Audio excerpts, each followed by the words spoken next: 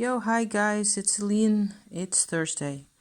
I wanted to show you what I've been up to here with in terms of cards other than the things you've seen recently. I've been doing quite a bit of tarot and playing card research, looking up websites, the reading, finding all these really cute old 15th century sets of cards and things going on.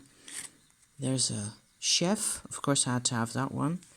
And so I printed a new set where what I've actually done, what I'm here to show you at this point, basically is I used a drawing that I'd made, or painting, that I thought was interesting enough in its details, in terms of color and whatnot, as backs for this set of cards. I don't exactly remember how many there are, maybe 15 or so.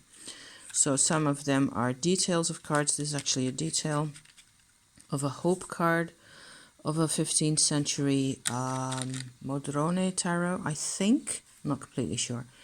I have two previous, earlier, I should say, sets of cards where I haven't done that, but I liked the effect of having these backs so much. I like them so much, on what it looks like on those cards, that I decided to do the same thing for my earlier sets of cards. I have a little red set, actually, where the theme this one belongs in with. See how cool that is? That's a old hermit card. I still have to do kind of an edging job on all this, but as it is, there's a death card. I'm just collecting images again. I think this is the red set completely. I've shown this before. Just got a couple of modern art images like this one, which is Matisse's workroom in a red version. I looked up art, it was in December, I think, or early January, that I looked up art that had a red base color or something coming back. This was the card that got this whole thing started, the Edward Hopper.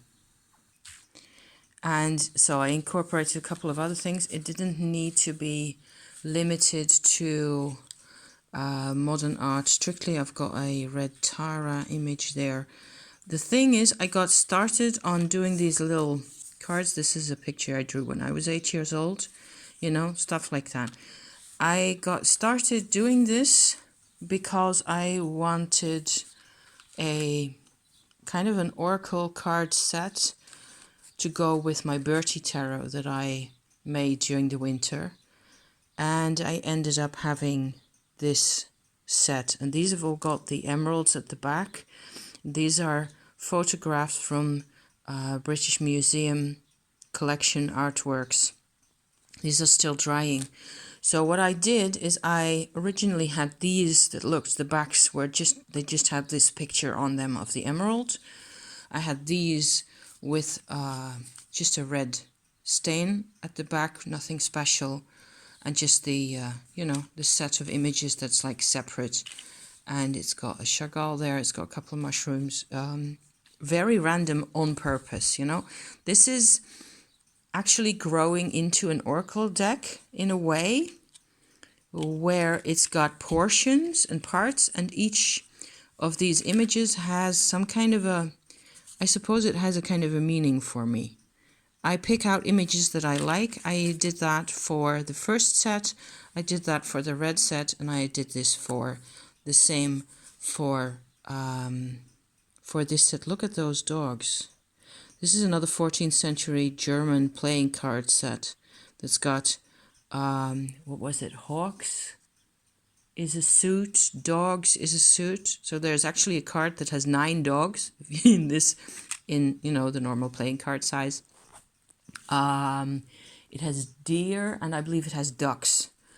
So 4 animals as suit cards, right? And then there's the this round circular series that has, there's one more of those, that has hares.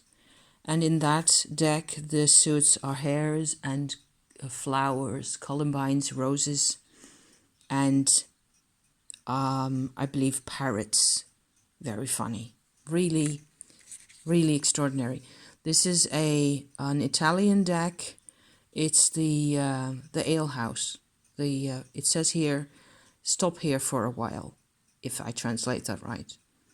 So it's just one card from a deck, and this is actually from a German deck, so it's a bit similar in style, but it's quite it's actually something completely different. This is about, you know, tradespeople and working lives people. So I find this so entertaining to just pick those images, and now I've got this whole new dimension for myself where I what I'm going to do is paint something that suits this series. I will just do one whole sheet like I did for this, and then I will glue the cards on the back of the painting, and of course I will have to spray varnish the painting, because all this stuff really comes off, especially these blue pigments here. They will come off if you don't do that. So, but these have been spray varnished, and so they're okay now. And it's actually like the backs of the cards are almost, or in a different way, as entertaining as the fronts of the cards. And I'm enjoying this. I just see where this goes, you know. It can, how I've actually used this set with the Roman mask. And this is a Rembrandt painting of an astronomer. Where's the mask? Let me show you the Roman. And can I tell which one it is? Probably this one. Nope. This one? Yes.